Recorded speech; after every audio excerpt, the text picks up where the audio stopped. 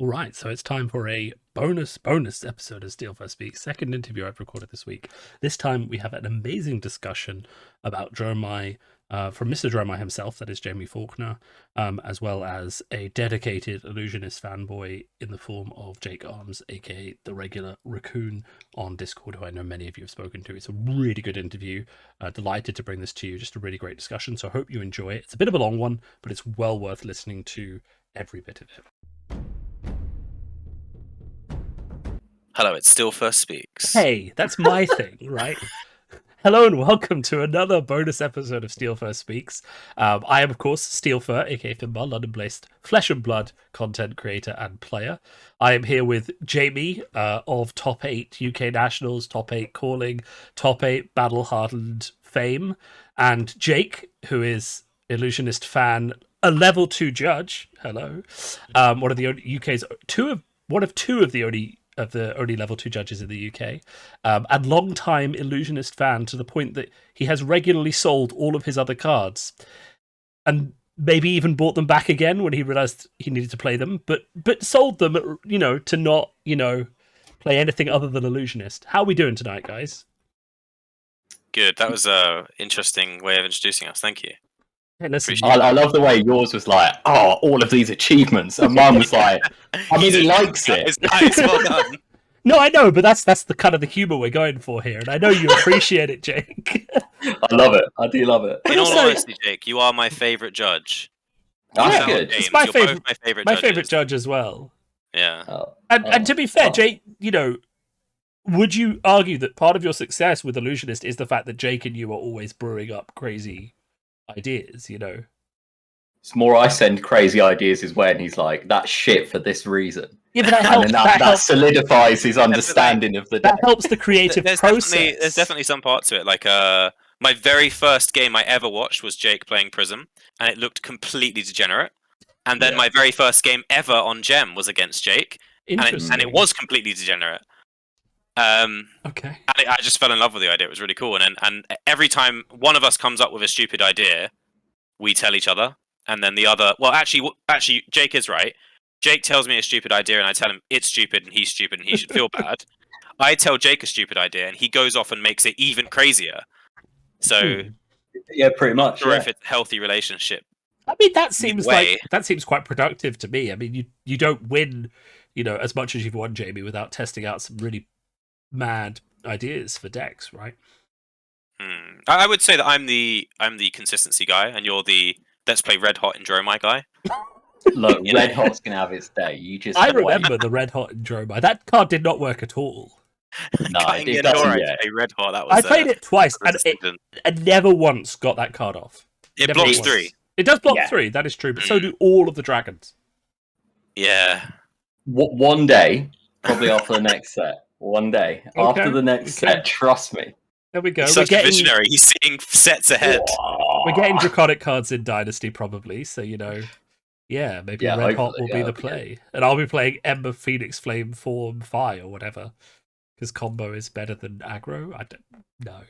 No. So let's talk about Dromai for a second, because both of you just absolutely love Illusionist, and you've called it degenerate, Jamie. Jake, you've just been on it since it was spoiled. You were like, this is my jam.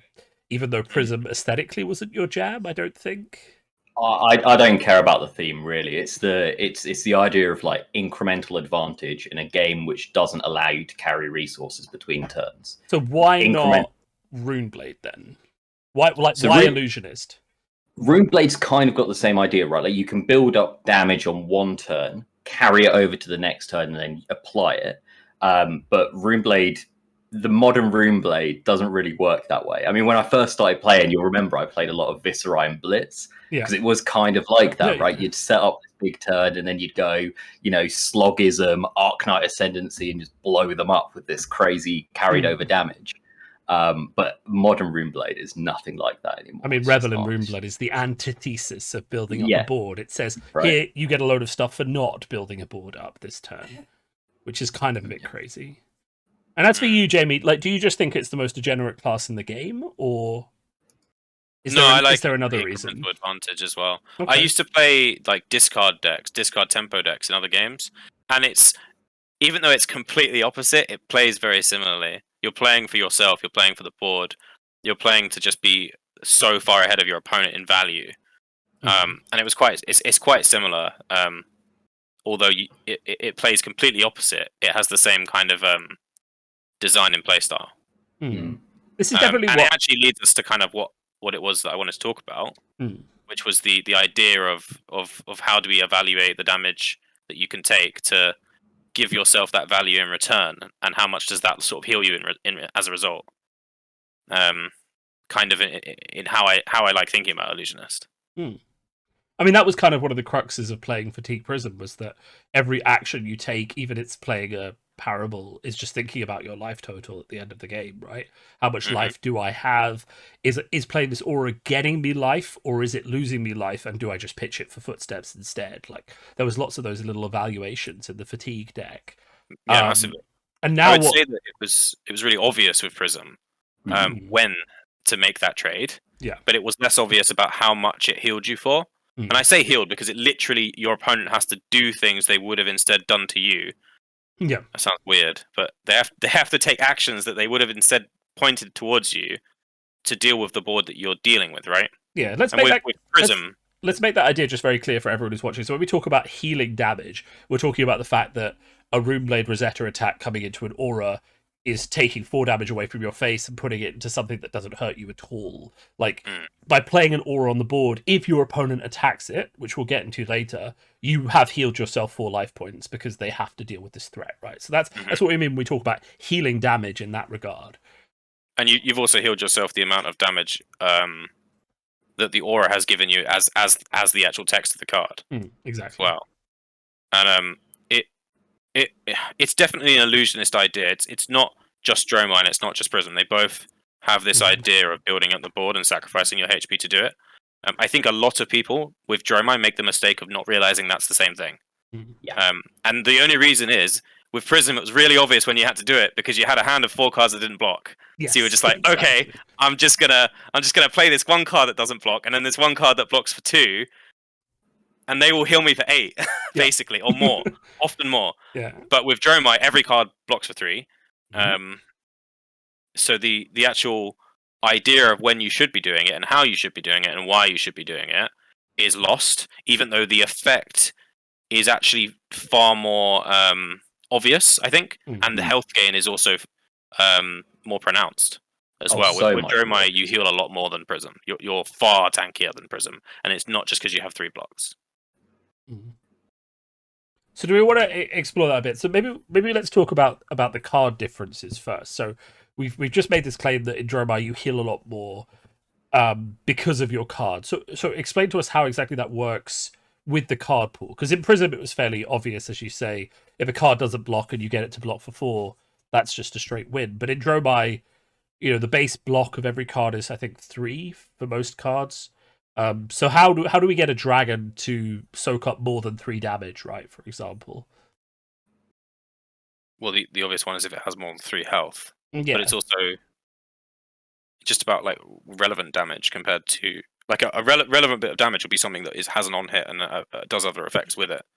So like just a scar for scar, hitting for 4 is not relevant damage. I'm not that bothered if I'm at 40 life taking 4 damage, and I'd rather play a dragon that does 3 damage and also heals me 3. Or Yendore kind of minimum heals you 4, but and that was the example I was giving.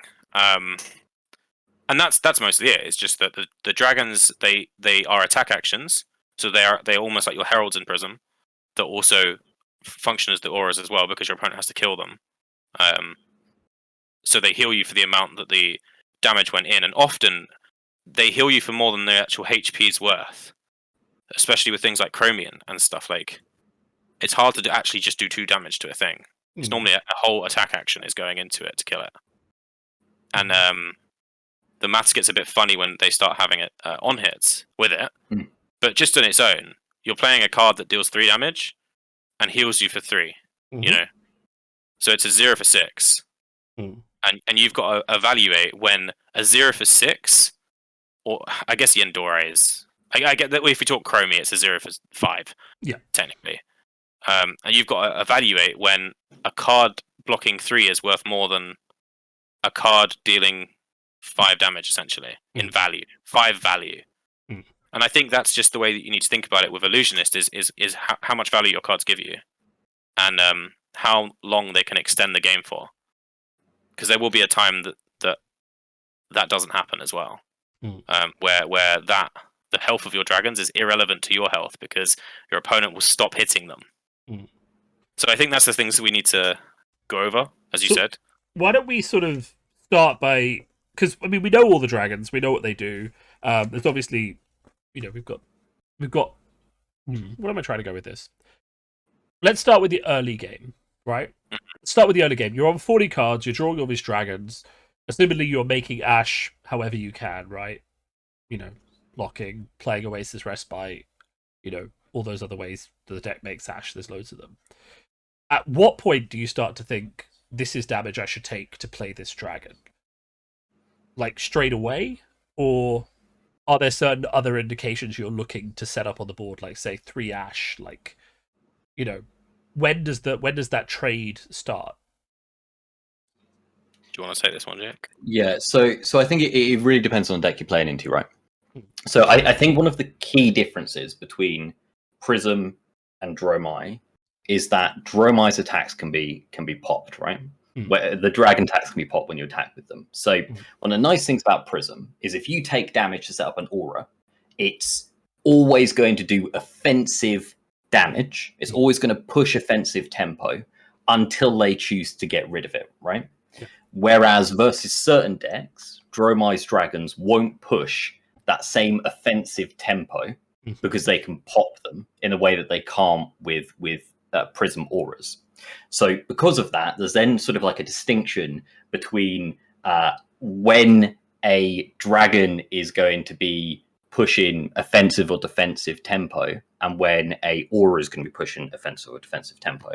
So a really good example of this, I would say, is if you play out something like a Kailoria and you attack with it, if it's into something like Phi, that's going to push some aggressive tempo towards your opponent that is going to either require them to defend with 2 cards, or it's going to require them to give you a card, right?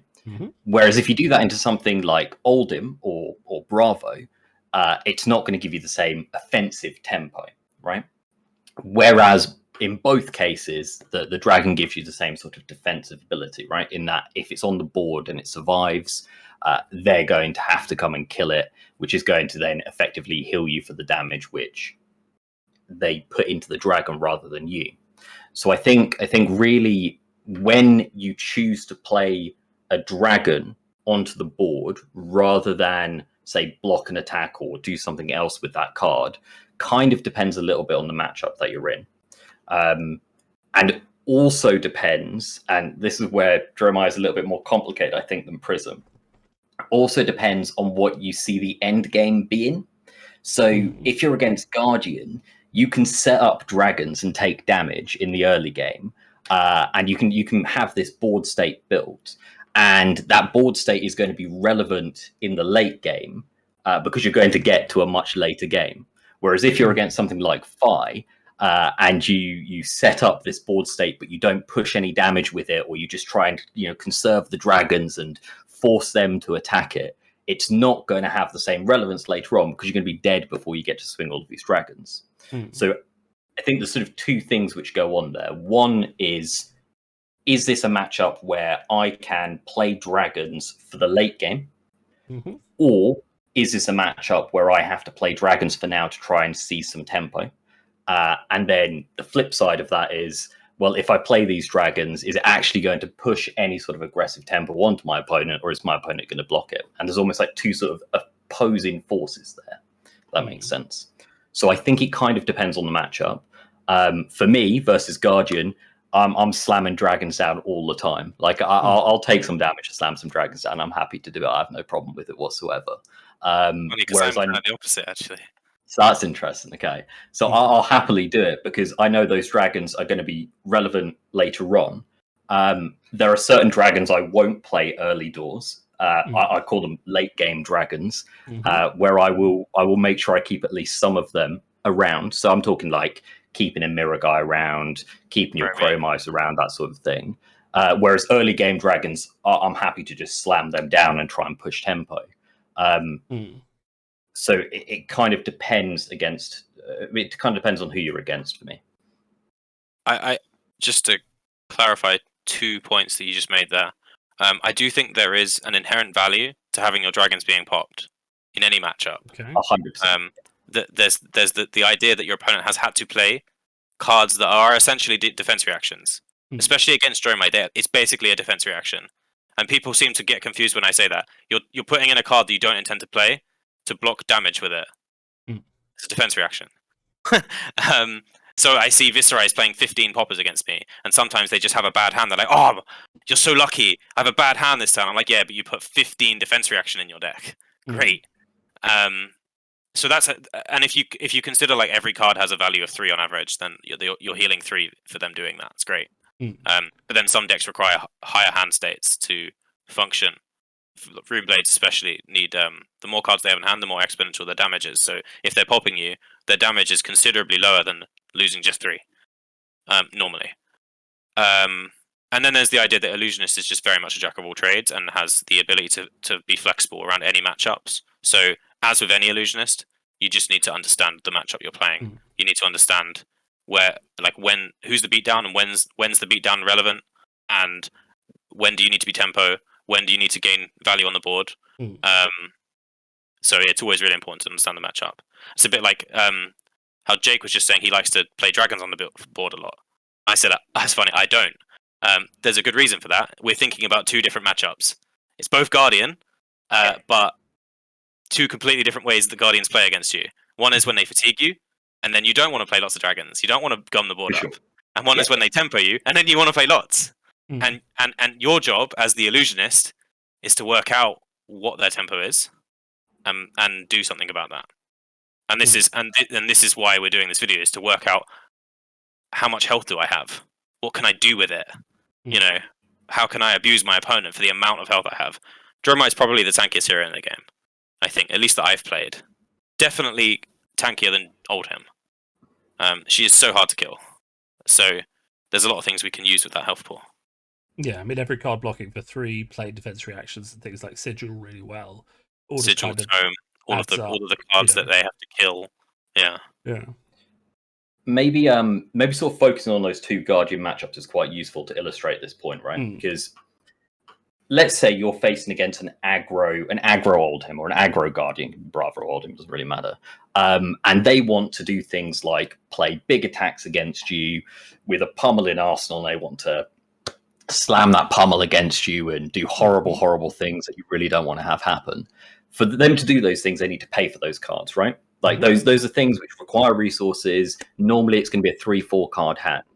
If you're playing dragons and you're trying to tempo against an aggro Oldhim and you attack with those dragons into them and they choose to pop them with one of their poppers, that's resources they don't get to spend in response against you. And because which is massive, because it could be a pummel they don't get to use. Yeah, exactly. And also, the fact that to kill, to leave a dragon on the board feels like a very big deal. So if you have a dragon on the board, you've just attacked with it, even if they don't have a popper, suddenly that I'm going to play a 10-power attack turns into, well, I'm just going to pitch these 2 cards and sledge the dragon instead, right? Right. Yeah. And that's sort of the other thing that they've got to do. So if they choose to play a big attack against you, normally that means that they aren't killing a dragon. There are some situations where that's not true, where they may go E-strike, do a thing, or they may go, belting, do a thing. Yeah. In those situations, they may get to do 2 things on those rare returns. But most of the time, if they're choosing to swing a big attack at you, they're choosing to forgo killing a dragon with it. If you force them to also take damage from your dragons as well, in order to be able to have enough resources to pummel with, or in order to be able to pay for their crippling crush or whatever it is, then that's a situation where you have effectively gone, I'm going to choose to spend some life against these worthless attacks to make it so that my opponent basically never gets to set up these really threatening turns that I can't deal with later on. So that's an example of a situation where you may want to play more dragons and may want to actually take some of the non-threatening attacks in order to establish that board state to force them to make that trade-off. That's actually, I think, a really one of the most classic examples actually I can think of for the idea of taking damage to heal yourself by playing proactively. The question came about for me when I was coaching someone called Cathardigan, if I pronounced that name right. And I said to him that one of the most important things to do when playing Dromai is to actually match your opponent's tempo. If someone's playing aggressive versus you, you play aggressive back, and if someone's playing slow and trying to fatigue you, you play slow back, and you basically just take it as the kind of like MTG style of playing the mirror with a slightly slower deck, and that's where Dromai really shines. And a really good example of that is what you're talking about with the tempo Oldhim, and I can actually think of like the 2-card combo. And you saw me do it in the quarterfinals, and I remember you were judging, and you started laughing, and I thought, you are unprofessional. And because it was such a sick play, and it's just such a classic play that you do with Dromai against the tempo Oldhims. You go, here's a Miragi, here's a Vincerakai, attack with a Vincerakai, play a passing Mirage. And do you know what that does? That heals you for their entire turn. That heals you an entire Oldhim's turn, because what they do is they give you 2 cards to put the Vincerakai, and then they give you 2 cards to sledge or 1 card to sledge or hammer the passing Mirage. And then you get a whole nother turn to do the exact same thing, and their next turn is hammer Miragi. And so you've taken a turn of damage, not even necessarily a whole turn, because you can do it on 3 cards. No, you can't. Actually, that's completely a lie. You do probably need your whole hand to do that play. It does cost. Yeah. But you take a turn of damage, whatever, like 10 damage, and you've just saved yourself 2 whole turns of damage as a result. That's 25 damage that you've just saved yourself. And that's without counting all of the, the dragons, how much health they've sorted out. And you get to take a turn after that play, right? Yeah. So because they're basically just killing. because, Yeah, exactly. You get 2 turns of tempo. And when you have 2 turns of tempo, guess what you get to do? Make more tempo, which they then have to deal with. So I find when I get tempoed by Oldhims, I just wait until I can do that, and then I've won the game, because they will never have tempo again, and they've already taken chip to be able to play this aggressive style against me, so they can't fatigue me anymore. So they have to commit to being tempo, but they can't tempo me because I now have 3 turns. It's like playing a Channel Lake Frigid, versus a red line deck. It just shuts them down. They can't do anything. And that's the way that it is kind of similar to Prism, because I mean, the second you got that 3rd aura on the table that your opponent couldn't even kill if they had to lead the charge, then suddenly that turns into you never having less than 2-3 auras again. Exactly. Yeah. Maybe even you go up to 4, maybe you do it again, right? And suddenly the board becomes something they can't handle on 1 turn with 1 turn worth of action points. Yeah. And sort of coming back to the taking damage point, then the incorrect way to play that, in my opinion, and you guys may have different opinions on this, but the incorrect way to play that is block a bit of damage, play a dragon, pass to their turn, they kill it, you play a dragon, they kill it, you play a dragon, they kill it. You're not gaining tempo there. You're effectively just saying, all right, we're both going to go to fatigue, or we're going to let you set up a card in Arsenal, and then you're going to swing, a ridiculous amount of damage at me. Yeah. It's recognizing that that's what the game is, and then choosing to take the damage on a turn where you don't care about the on-hit, or a turn where you've got a decent 2-3 dragon hand, you've got something ridiculous in hand, you've got something in Arsenal set up. It's choosing your moment to go, okay, now I'm going to take a bit of damage, and I'm just going to swing this crazy tempo swing on my opponent and try and keep that going for the rest of the game. And in many ways, that's realizing that keeping your life total high at the start of the game to give you that buffer to do that is actually the key to winning the tempo race, right? It's not actually, because you see a lot of 5 players doing this, where they'll take 5 damage because that lets them keep a 5-card hand, and they can swing back with 5 cards and keep the tempo. But actually, if you see better 5 players playing, if you come in with a Spinal Crush, they'll just give you 4 cards in their hand because they know that their turn isn't going to be effective at doing what they want it to do. And then they'll just do that, and then they'll do it again. And then the second that they have a hand that's actually capable of blowing you out of the water, that's when they take the damage, right? That's when they say, okay, cool, this isn't disruption, this is just a hammer, this is just a frostbite, I actually partly disagree with you, Okay, that's Jake. good. We like Not- disagreement. when you were saying about playing a dragon and then they kill it, and then play a dragon and then they kill it, you're not gaining tempo. You may not be gaining tempo, but what you are gaining is life. Yeah. Because they can't pummel you. For instance, if they're popping a dragon every turn, their 4-card hands generally aren't going to be able to pummel, or dominate something crazy. So there are times when I'm low HP, like I have 10 HP, and I'll deliberately not fully block something to play a dragon and force them to pop. And then the choice is, do they pop? And then loads of things happen. But basically, if they don't pop, then I get crazy value, and that's how you start winning the game anyway. And if they do pop, and that situation keeps happening where they keep having to pop and they keep having weaker turns as a result, eventually I'll get to the point where I can find a D-react and put it in my arsenal.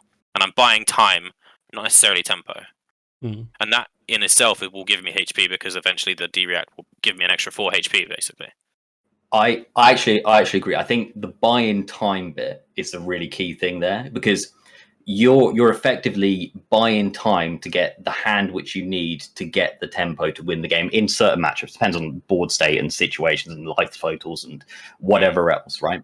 But by sometimes, yeah, you do have a situation where you're just going to play a dragon because it's all you can do, but it's like a worthless dragon. It's a dragon you'd happily sacrifice to stall the game another turn or something like that.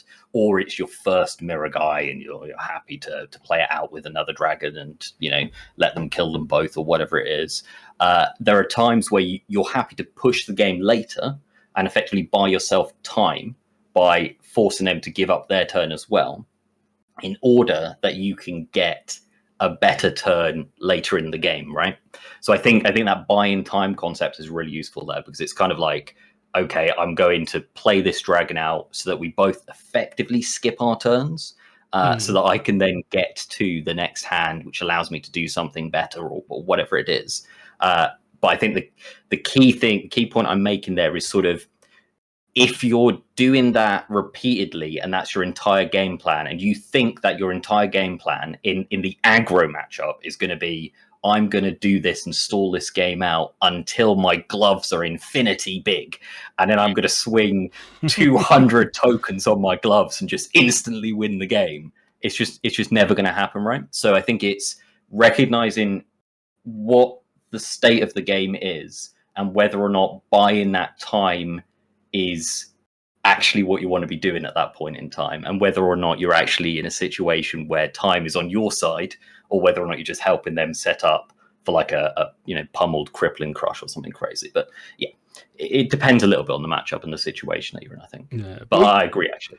I'm not sure we can necessarily teach people how to read when their opponent is going to pummel crippling thrush them, but that is something you get through reps. But I guess more generally, we have lots of ways to block damage. We're trying to both assert control over the board. There are certain dragons that are good at that, like, say, Kyloria and things. Even the Enduro is quite good at it. There are certain ones you want to keep for later, the Chromies, the Miragis. So essentially the play pattern that people are looking for is, you're blocking with a defense reaction. If you haven't got any Ash, you're pitching to Furnace. You're blocking with dragons if you need to block with them, to block on hits, right? And ultimately, you're looking for these windows to chuck down something disruptive, like a Kyloria, like a Yendurai, that's going to make your opponent spend more resources to deal with it than you are spending to get it on the board in terms of health. Is that a good way to summarize the, at a high level, the exchange we're talking about? I think we've explained the really obvious Guardian one. Yeah. And I'm glad Jake brought up the kind of aggro matchup. So it might be worth us talking about a more tempo-based matchup for that to explain ourselves a bit better. Yeah. Well, so you've played Fi recently. You've played against Kodachi Fi. Let's not talk about that one. Let's not talk about Kodachi Fi. Let's not talk about it. Moving very quickly on. I think a better example is the Roomblade matchup. Okay. Even a bad one, in theory. Yeah. I don't think Viscera is actually a bad matchup for Dromai, but a lot of people do. So let's talk about where we can gain health by playing dragons here. The really obvious one, Rake. Turn 1 Rake, make 3 dragons. You're dealing, say if you go second, for instance, you're dealing 6 damage with that rake, and you're healing 6 health. Is it worth then not blocking with those 2 cards in your hand? The answer is yeah, really, really obviously. Yeah. And the reason I say 6 damage is you do 3 damage, then you do 2 damage, then you do 1 damage, and they have to Rosetta every single turn. It heals you 2/2/2. So it's just straight up a 12 health swing for a 2-card hand. Now I can't think of a single other 12 health swing outside of Illusionist in the game for 2 cards. The 2 cards, yeah, no. I can't think of one. So that's where that example comes in. It's really stupid how easy it is to talk about, but then you start adding in things like where you go Kyloria, Chromie, and you're keeping a 4-card hand to do that with the blue. How much is that? Like, say you take it, how much do you guys think is worth taking for that? Especially versus Viscerite, a hero that we really don't want to be taking damage to. I'll take a lot. I'll take a whole lot of damage for that. I was going to say, you'd probably take a full turn for that. Absolutely, you take a full turn for that. A better way... How much is a full turn? Like 15 damage, 20 damage? Yeah. Like, probably worth 20 health, right? You're putting 6 health on the board, but oh my god, are you threatening a lot more? And oh my god, does that need to be killed immediately? If he doesn't have a popper in hand, the game basically is over. If you're not just dead the next turn and he's ignoring it, and we'll get to that, that'll be like the last thing we talk about. But say you take 15, 20 damage, and you're at 20 as a result, and you play that board out, that's creating so much tempo. It's creating so much value for you. They actually have to spend their entirety of their next turn killing it. Otherwise, you win the game. They can't deal with it. They can't deal with the value you're going to get from 2 Kylorias and the Chromie. And what it is trying to work out where we do the slow incremental advantage of playing cheap dragons and still blocking out, to where is it okay for us to take a full turn of damage versus an aggro deck to play out a hand that's going to change the way the tempo is decided for the rest of the game. And I think it's a combination of understanding the matchups, understanding the value of your hand. I just said like Kyloria, Chromie, right? Obviously good. Suddenly you think Yendorai, Miragi, Asvalai. That's a 4-card hand. Is that worth the same? Maybe not. Maybe it's worth more HP. Does it have to be killed? Not necessarily. And then the other thing is very, very quickly on your opponent's turn, working out the value of their turn. I think Viscerite is very prescribed. Very, very easy to work out how much damage they're going to do to you. Yeah. After they play their first attack action card. Normally, it's quite easy to work out. You can say, okay, they've gone M Skies plus an attack. They've got 2 cards left in hand. So they are going to play 1 other thing and Rosetta, or 2 other things and Rosetta. So the worst case scenario is, say it's a Red Shrill. So Red Shrill with M Skies, 10 damage, plus Gloomveil Revel, another 10 damage, plus Rosetta, 25 damage turn. And you can work that out face up from what they've played. And that's that. You work out the range of what they're doing. Okay, minimum this is a 15 damage turn, just with M Skies Shrill attack. Realistically, it's 20 damage because they're probably going to play another card to do it. Is my hand worth 20 damage? Kyloria, Chromie? Maybe. Yendorai, Miragi, Asvalai? Maybe not. Maybe 15? I don't know. What do you guys... I guess it's not relevant what that is, but... But the point that we're trying to get to here is that really what's happening is... And this is one of the things that makes Dromai such an interesting deck, and one of the reasons that we're doing this discussion at all, is that these dragons come in... I don't know how many dragons there are. There's 15. So they come in... But you know my point. They come in about 125 different combinations, more even, that can show up in your hand at any given time on a turn, right? Plus or minus the resources to play all of them, none of them, one of them, or 2 of them. You know, so we're talking about a hero that, just to understand the different types of hands, you know, takes quite a lot of, I would say, depth of knowledge of the game.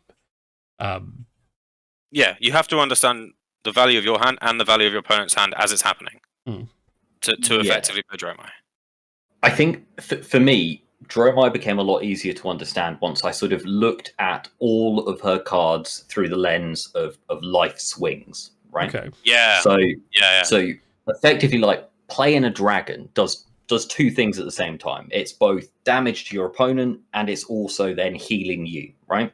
Like if you play a dragon down, you swing it at them and they pop it.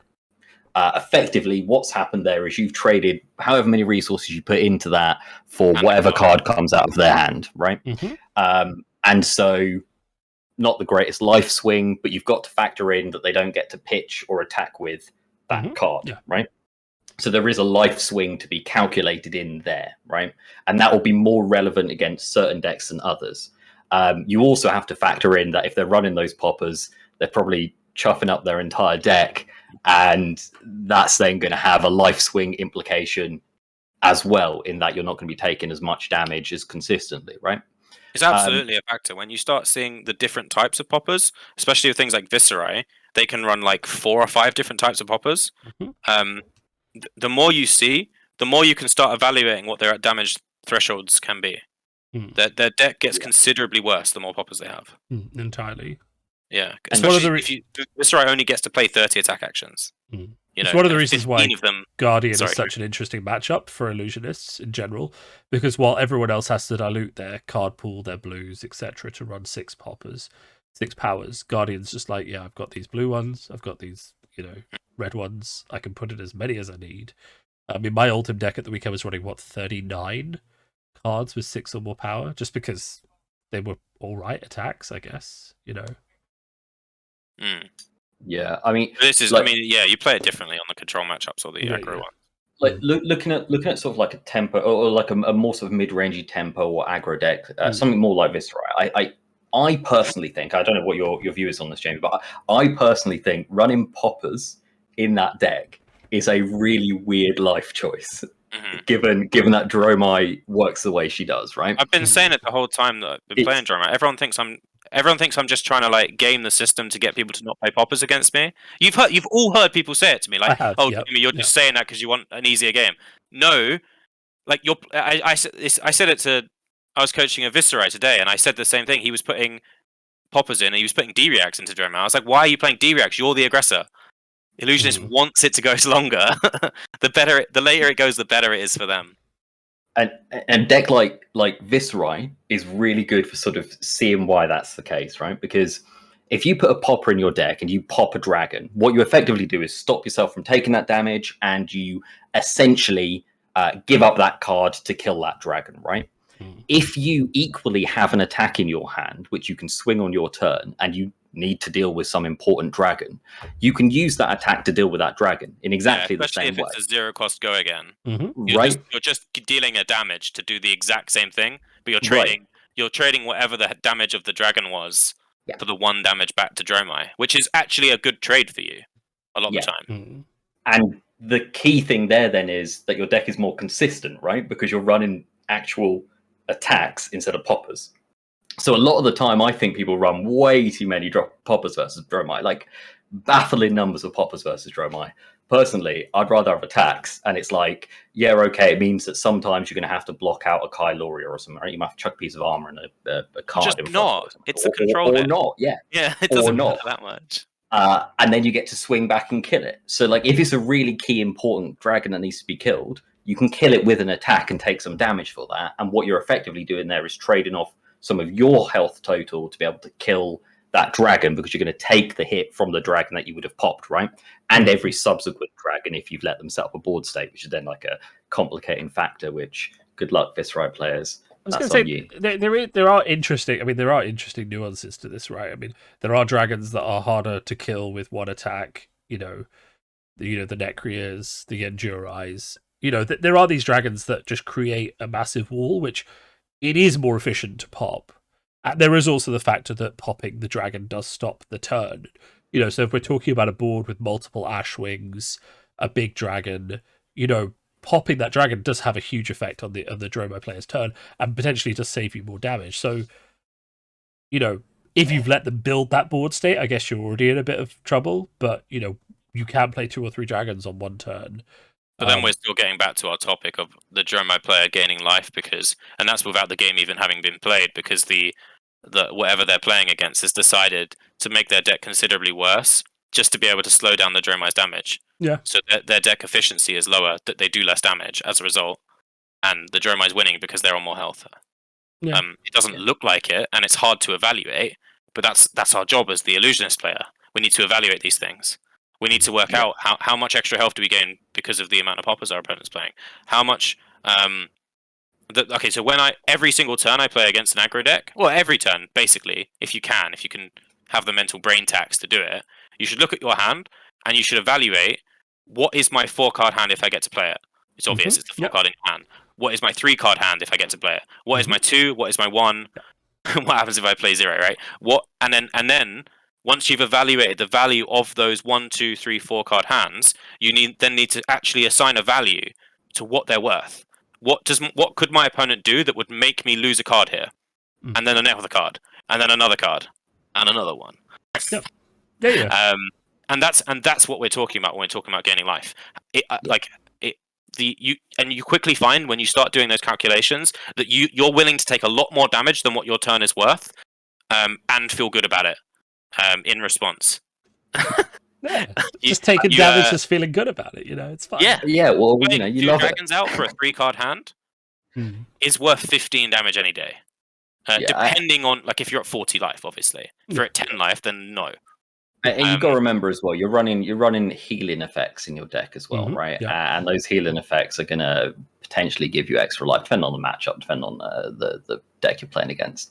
But if you're doing that sort of mental math, my recommendation is the calculations you should be doing is the life swap. It's the life exchange between you and your opponent that you get from doing it, right? And you've got to factor in, if you're playing multiple dragons, even if they kill one a turn, those dragons have ongoing damage over future turns, right? So if you factor in the health swing there, you I think can do that math a lot quicker than if you try and calculate exactly how much damage it's going to do.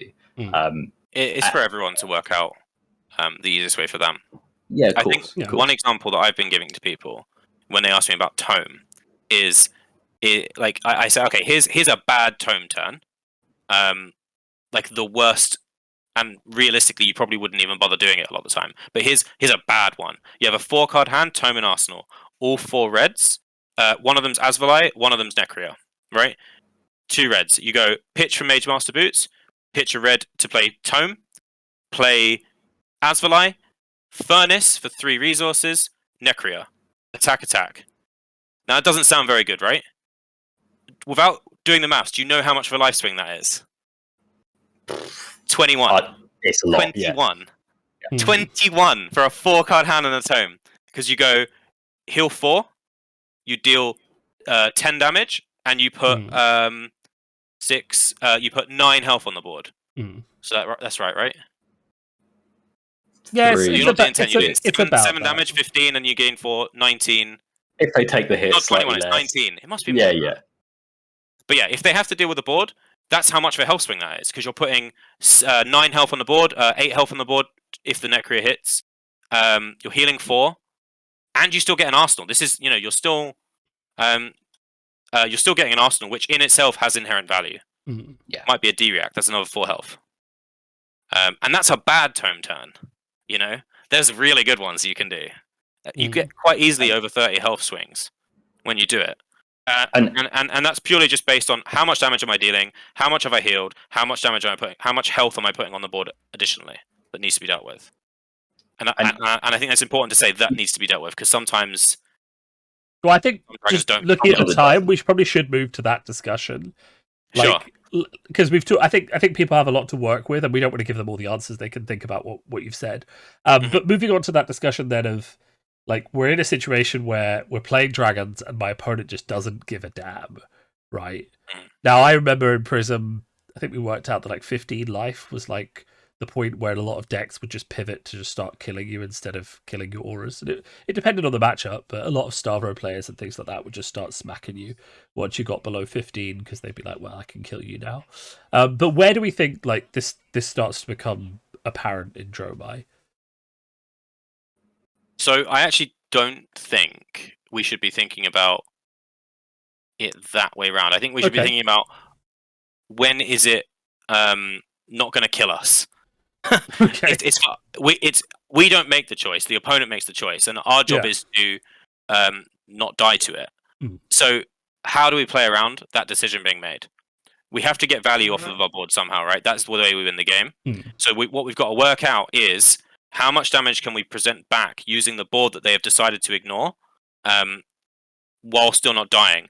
And that's why the sigils are in the deck. Basically, that's why the chromies and the as valets are in the deck, because you get to go, here's 9 block of your turn, and take 15 back, please. And if they can't kill you through a 9 block, and then healing 3 with the sigils afterwards, so essentially a 12 block, then they've just massively lost out on the turn cycle. And you've got to try and work out what's left, and it's the same decision that we made with Prism. Prism was harder in this regard, because what you had to do with Prism was work out what's left in my deck that doesn't block, what D-reacts have I got soul shields left, you know? With Dromai, what we're thinking is, what 0-cost cards do we have left that are red, that have go again? Can I just go full defensive, play 1 card, deal more damage back to my opponent than they did to me, and just keep doing this turn cycle? Will I eventually get to the point where I can only attack 1 dragon a turn because I have to full block? And if that is the case, is the dragon that I have on the board good enough? So yeah, it's hard to say, because a lot of decks have a different threshold for when they have to give up.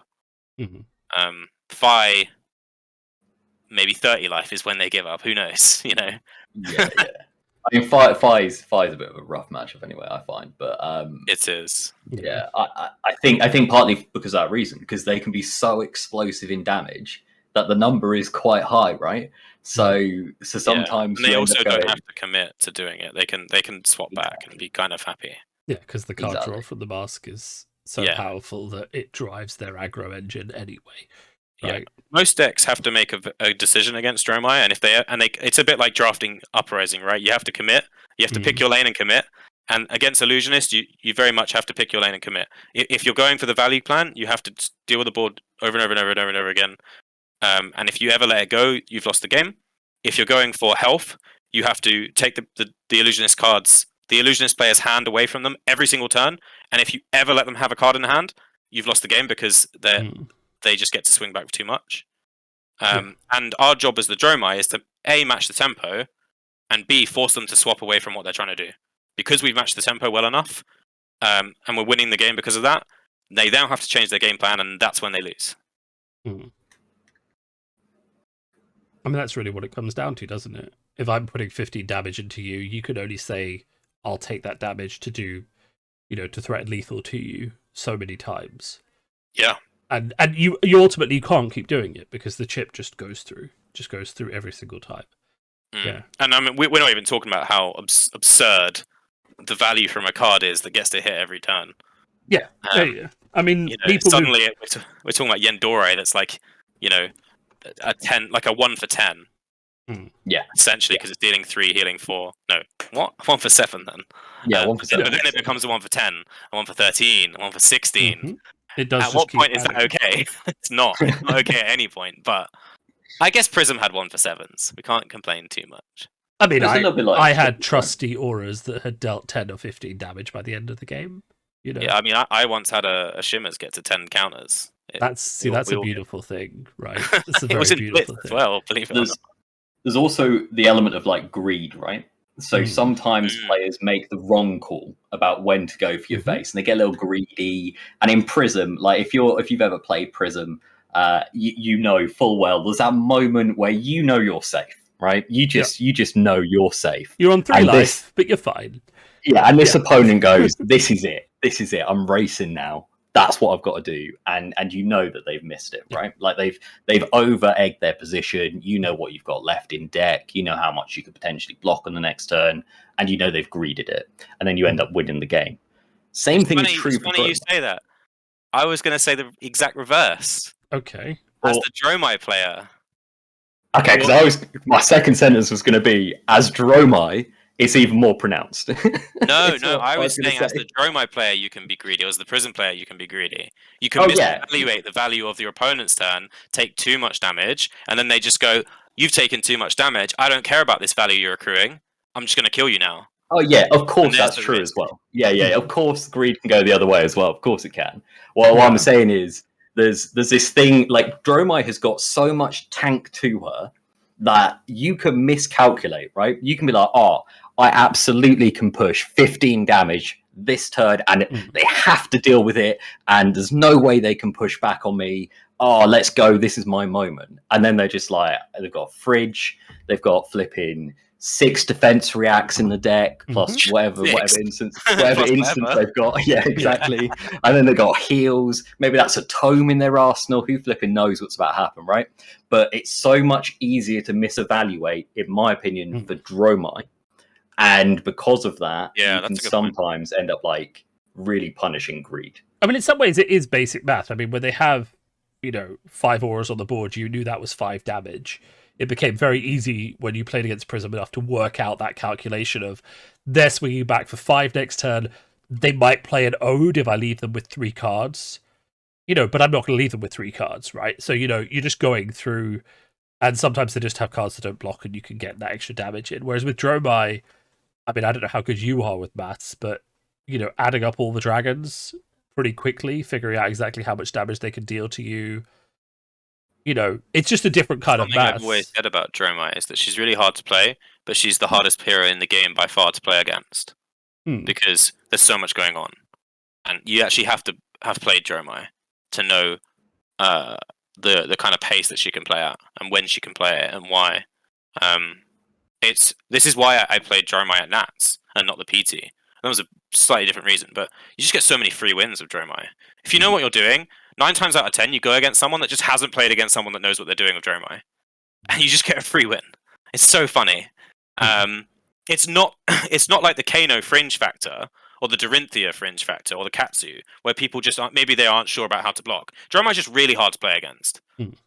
There's so many decisions that you need to make.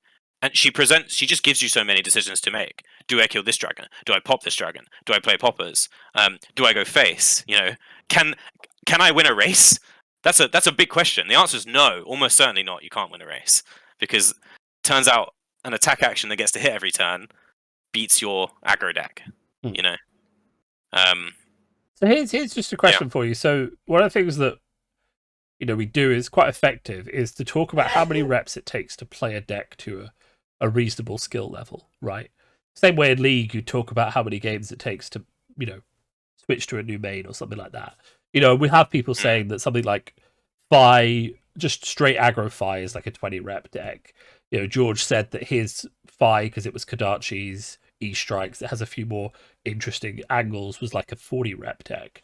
How many reps do we think it takes? I think that's being generous to Phi. Well, there are more cards in George's list that make it more difficult to play, right? I think I played like 10 reps to Phi before I decided to take it to the PT. And I think you played 0. I think you literally played 0 games of Phi before you took it to the PT. No, I played 2. Did you actually, you degenerate? He messaged me two. the night before the PT and was like, "Hey, can I have your list? I'm going to play Phi." Okay, dude. I think it was 1 or 2 days before, but yeah, I think it was That's Thursday. a ridiculous performance off of 2 reps. No, I went 4. I went insane. I went 4-4. That's top 60. No, yeah, you didn't. Did you top 64? No. Oh, you were close. You bombed out. No, because remember I went 1-6 and then I went 6-1 and then 1-6. Yeah, it's a ridiculous performance. The lack of reps caught up with me on day 2, basically. So you can't be happened. You can't be like advocating for Fire being a 40 rep deck and then coming in with 2 after getting the deck list like 2 days early. I had 20 reps with the Australian Nationals Oldhim list that I took to Nats. That was good. 20 reps. Yeah, I finished 12. Yeah. I can believe it. Like Oldhim, honestly, I think is potentially more straightforward. But again, I will say I lost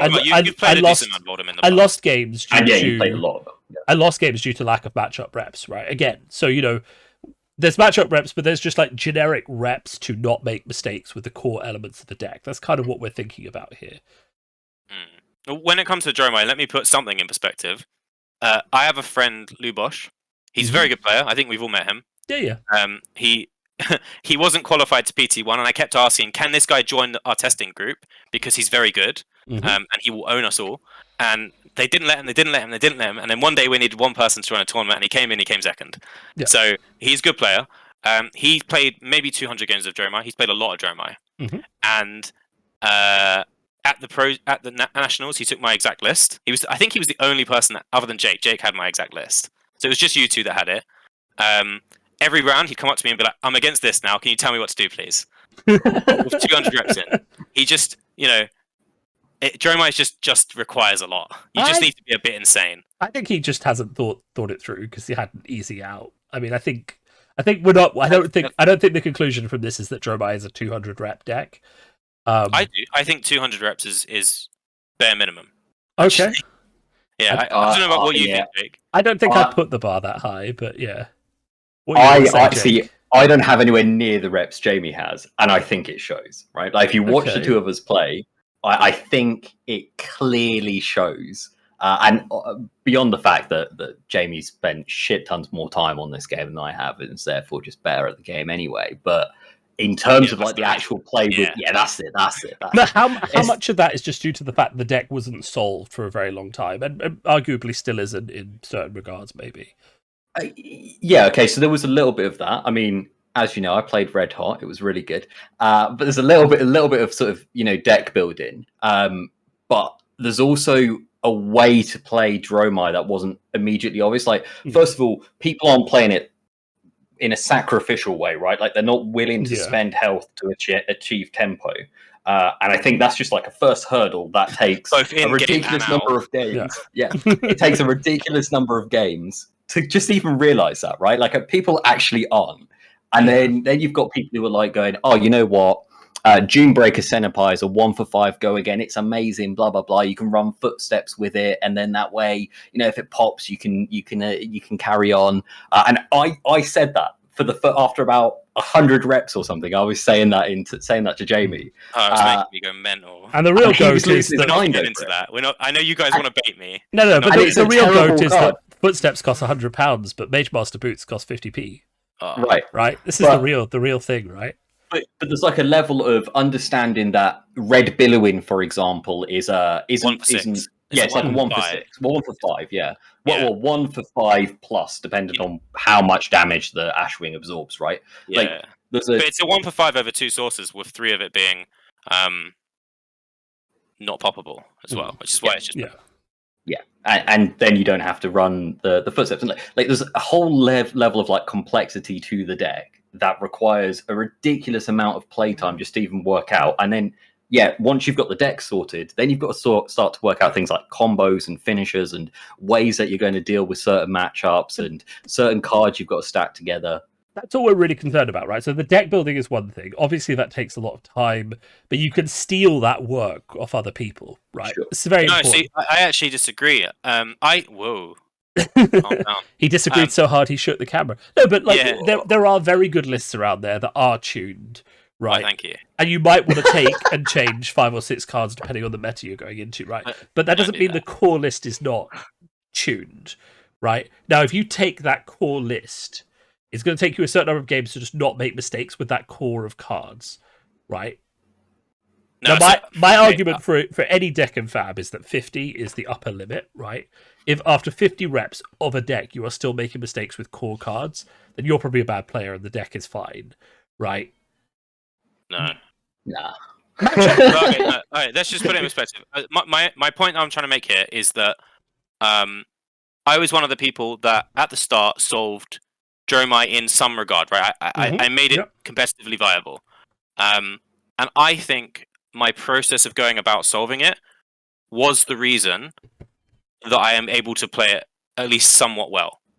I think that you guys were all there as well. It was hilarious watching me just go crazy at myself trying to make this deck not You just crap. wanted it to work because you like Dromai, I spent like 2 months trying to make it to not terrible, and my deck wasn't that much different 2 months before I top 8'd the calling. What it was my understanding of it. And I was saying to you guys in the chat, Dromai's awful. Like, why are all these cards poppable? What is this? A month later, Dromai's not so bad. I kind of get like where it's going. 2 weeks later, Dromai's busted. Best deck in the format.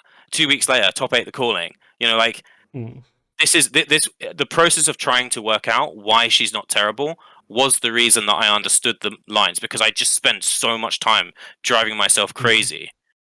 Which is why I say like 200 reps is like a bare minimum, I think. But what we're talking about here is, and I mean, part of the whole point of this podcast is that those things that you learned are crystallizable, right, into learnings that someone can take away, no one's turning around and saying Yeah. you can't read a guide to learn how to play Dromai like Jamie Faulkner, or, for example, pay you for coaching to learn how to play like Jamie Faulkner. Right? That is something that you've started doing, and we'll talk more about that before we wrap up the podcast. But my point is, those lessons can be taught, but the basic intrinsic skill, card feel, and all those kind of things does vary from deck to deck. I'll stop trying to argue for reps because this is just my personal pet. Yeah. It's my personal pet evaluation, right? But you also might be a much more intuitive player than either of us, for instance. I do, and there's definitely I mean, you've played card games probably longer than both of us, so there is probably some more intuitive nature. Since I was 10, so I mean, yeah, and you're a good 20 years older than me. Yeah. So what? I'm 32, man. I'm 32. I mean, only look, a few grey hairs here, right? I have to understand like the underlying principles of the deck, right? Like I have to understand like the maths behind it to understand why I'm evaluating cards a certain way and why I'm doing a certain thing a certain way, and that takes reps, right? And there might be players out there who are just natural at that because they've done it for 50 games previously, and you know they've been playing all kinds of nonsense games, and they can evaluate loads of cards really quickly because they can compare them to evaluations they've done previously. And for those players, yeah, it might take less reps. My approach is 2 questions. What is the most optimal hands I can get out of this? Like Jamie said, 4-card hand, 3-card hand, 2-card hand, 1-card hand. Been doing that for ages. Very basic skill. Learn it with stuff like Ninja, Katsu, Fi very, very well. The second half of that is, are there any of these cards in my hand that I need later on in the game that I can't afford to waste now? That's an important point. And if those 2 questions are solved, I'm just going to send it, right? I'm just going to send it. I'm going to demand answers from my opponent in terms of cards they're willing to give me, right? And sometimes there's, I don't need this later on, but I do need this next turn. Sometimes there's, if I send this to this, it's just not going to do what I want it to do, so I may as well not waste it, especially if you're playing against fatigue. But a lot of the time, it's just, am I keeping this card for later, or am I just throwing it at them and demanding a response? Because any turn, and this kind of comes back to what we were saying a bit earlier, any turn where I get cards out of my opponent's hand, I buy myself time to do what I actually want to do and draw a good hand that's going to actually do what I want to do. That's my approach to it. And that works with every deck because you just, good hand, bad hand. Some hands are shit. You just throw them at your opponent. I think we are kind of going around in circles anyway. I think we've kind of cracked the point of where damage comes from and how much are we tolerating. It definitely comes from reps. It definitely comes from experience. Yeah. And I think what we're trying to do here is give you a guideline of where you're looking at, how you go about evaluating that, what your decision on what the number is for what your hand is worth. That's up to you. That's up to the game state. That's up to your experience. Yeah. But it is basically working out how much value your 1, 2, 3, 4 card hands are versus how much value your opponent's is. Yeah. What are the value of the on hits, and what your health state is like, and how much damage can you just give away as a health tax to gain it back by the use of dragons? Yeah, or auras. Although that's a living legend format. Yeah. Now, and ultimately that's that's kind of just what it comes down to. And I think that's hopefully what people have taken away from this episode is some understanding of how to approach that. And then the rest of the stuff, like what 3-card combination of dragon, what 2-card combination of dragon, that is just, as you say, it's reps and limit testing. Yeah, to be fair, someone may write a guide at some point and, offer it to the good people of the world as to what the good dragon combinations are and how to play them. But that might come down the line when more people understand Dromai and more people are talking about it. When she has a deeper card pool, because at the moment they're all good. Yeah, it's true. I imagine her to play quite differently, or not necessarily quite differently, but have a lot more interesting depth to her after the next set. I think in my UK Nats deck, I actually played every single dragon available. Why not, right? Yeah, I think the only one I didn't even play as a playset was Uvia. How funny! That's the one that everyone thought was really busted at first, and it's the only dragon I didn't play as a full playset. That's nuts. I didn't even. For now. I know there are some people going to US Nats. I won't name drop them. They are playing through Uvia. Okay. Very exciting stuff. Okay, so I don't like it, but start to wrap up, right? Firstly, let's go around the table. What is your favorite dragon and why? Right? I can go first. I personally really like Miragi. I like what it does to the board state. I like the art. I will get it on sleeves at some point. I'm all for things Mysteria, so I think it's really cool. Anyone else? Do you want me to go Jamie? next? Chromie's the most busted dragon. Okay, so Jamie's likes ranking Chromie. it on power It does level. things that the game shouldn't Yeah. really do. Lets you play It likes Toma Fandor. That is true. Playing Toma Fiendal of Chromie is beautiful. Jake, and Dust Up. I like Tomotai because I like to win games. okay. Basically, So the armor I like to win games. the armor melting dragon for Jake. So I went for theme. Jamie went for broken, and Jake went for super powerful effects. Okay. It just lets you do something that the others. Like, it lets you win games you shouldn't. Do you know what? Actually, one of my students, I think my first student asked me this. He said, "What's your favorite dragon?" And I said to him, "That's a stupid question," which is the exact word. And then I apologized for being rude, and I explained why I said that. It's because it doesn't matter, and it's very dependent on the situation you're in. If you're playing against Phi and you see a turn 1 to multi, you're going to be a lot happier than seeing a turn 1 Draconai Optimi. You know, but there are situations where the reverse is true. Yeah. If you just want to talk about the most generic dragon in any situation that you never are sad to have in your hand, it's probably just Yendore. It's just a big body, attacks every turn, it does a thing, it doesn't do anything else special. Yeah. But in terms of the flashiness, which we all like, Kyloria, Chromie, yeah. and to multi, they break the game. They do things the game is not ready for, in my opinion. Okay. And that's why I like them.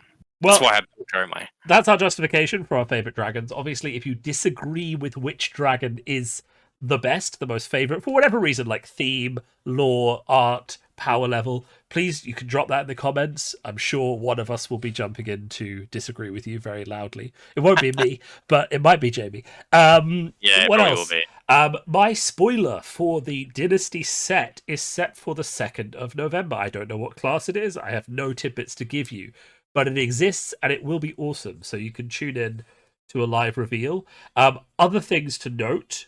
We are streaming, I am streaming now on using Talishar Online every Tuesday from 7 to 9 p.m. UK time, just playing some games, having some fun.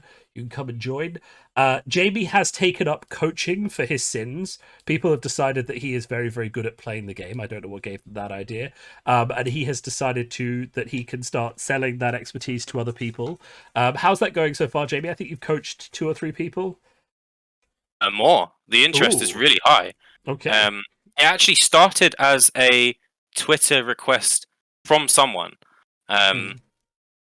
which is crazy how I never considered coaching at all. And then someone said, "Can you coach me?" So we started it, and then word of mouth got out. Lots of people are interested. I think lots of people are interested because it's national season. For sure. And most of them are interested because they want to hear more about Dromai. Everyone's really excited about Dromai, and I think the deck that I took to UK Nats was quite weird in comparison to what other people are seeing in their nationals. A lot of attacks that aren't there that are in other Dromai decks. But yeah, it's been really cool. And beyond just like Dromai specifically, I mean, you have played other heroes, you have mastered the game to quite a good degree.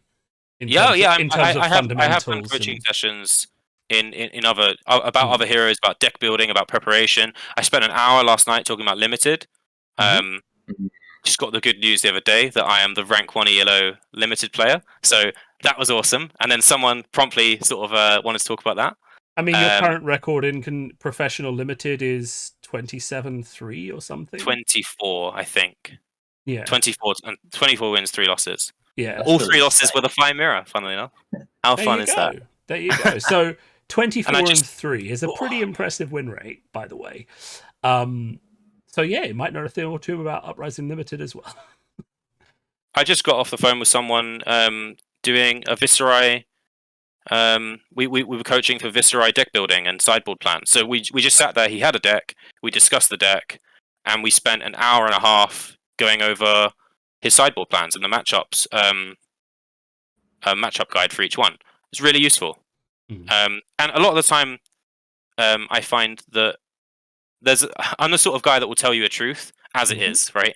And people need to hear that in TCGs. I think people need to hear when their ideas are bad. when they've got an idea about something and they're so biased in their head about that's their idea, that's really cool. And then someone explains or they just ask them questions about that idea until they realize that there's there's flaws in it, or actually it's genius. Let's exploit it even more. Like, for instance, who was it? I can't remember who gave me the idea about Tome of Andor, but it's genius, Was it and it just needed. Huh? No, I gave No. an idea of Mage Master Boots, but not Tome. Okay. So it was me with Tome of Andor, actually. You gave me I the think idea. you came up with Tome, and then I said. So this is a really good example, right? So Jake said to me, "Let's play Time Skippers in Dromai," and I said, "That sounds terrible. I love it. Tell me more. Tell me so much more. I really hate it, but actually, I completely get where you're going with it. Let's take it even further." And Jake was like, "Mage Master Boots." So then I was like, "Tome." And then it all clicked. But that's do you the know kind of what's magic really that happens. kind of funny though, is that if you search back through the chats on the group chat that we're in, round about 3 or 4 months ago, someone, maybe me, might have suggested that actually you didn't need footsteps and that Mage Master Boots was the right call for Dromai because it. He actually did. I actually remember him doing that. Because my exact words were, "What if fair, you Mage Master Boots passing I was the guy that Mirage suggested into Tome Ghostly Touch?" in Prism. Actually, no, I wasn't. Was I think I? we stole that. That was Mark. We stole that from Dozer. That was Mark, wasn't I? Wasn't it? I think we stole that from Dozer anyway, right? Don't know. I'm just lying. I'm just my point is, around about 4 months ago, I definitely said that, and you were like, "No, I need to be able to deal with Phantasm. It's free Ash on blocks." No, it was to generate Ash, right? It was Ash on blocks. I mean, it's just, but that's a really good example of why coaching is helpful. And I'm not just advocating for me, because I know Matt Folks coaches as well, right? Yeah. But when you have an idea in your head that just seems good, and then someone takes it back, and it's like, okay, so you think that footsteps are good because they generate you Ash. Mage Master does it on your turn. Yeah. That's so much more valuable to you. The only question is, let's discuss what we're getting from each. Yeah, and it's an open conversation to have that sort of reflection with yourself. Yeah, exactly. And you can't really have it with yourself. You have to have. It's really hard to do. Yeah, it's really hard to do. Lots of people don't have a playgroup where they can actually engage with people in an active way. Or a playgroup that's just honest with them, right? There are a lot of playgroups where people are just out for themselves and they don't want to actually help you because, I'm just a Dory player, I'm just working on Dory, I can't actually help you make your Viserai deck better. And not everyone's lucky enough to have world-class players in their playgroup. Yeah, true. I'm very lucky that I have access to the best players in the world to play with whenever I want. And I would not be nearly as good as I am at anything without that. The same with Final Fantasy. I was really lucky that the 3 best players in the world were all London locals to me. Yeah. How weird is it that I ended up being quite good at that game? And the fact the UK scene... The fact that I was with them, The fact the UK scene is so strong and is so competitive is one of the reasons why the UK is probably going to win Worlds, right? That would be nice. That would be pretty nice. But you're right, though. Like, the UK scene has gotten way, way better. I think because, it's definitely over the last year, it's gone from, basically shit to just ridiculously good. Yeah. But that's not because of the people that are in it. That's because we're a very close-knit group. Yeah. It's all over the country. Yeah. We're all working together all the time. You have some players that really push the thread on making everyone get better by just always playing, always being around. And I'm not saying that's me at all, because it's not really. I mean, nor is it Matt. Me and Matt don't actually play that much. Our recent national champion has 300 reps with his Fi deck. 200. He plays literally every day into everything. He sent me his deck list 3 weeks ago. Yeah, and my response was, George, not feeling very well. Don't want to talk about fire right now. And then he sent me. I think he screenshotted that, put it on Twitter. But yeah, we all work together really well, and that's really good for improving. And not everyone has access to that. So having people all over the world that you can talk to and gain that knowledge, because card games are basically a game of incomplete information, but you can learn it. You can learn as much as you can, and it's much quicker to learn it from other people that have already spent that time doing it. And this is turning into a giant advert for coaching, which is not what I intended, but ultimately the best way to play a game is to have a big player group that you play with locally, that you get better at the game with together, right? That is the best way. If you don't have that, if you're going to a big national championship, you want to perform, coaching is a very good avenue. So is consuming content like this, like Arsenal Pass, like the competitive content that gives you advice and tells you how to think more competitively. But coaching is a very good angle to supplement that as well. Watching games as well. Yeah. Also, the other thing that people don't do that they should, record their own games and watch it back, or get someone else to watch it back. Yeah.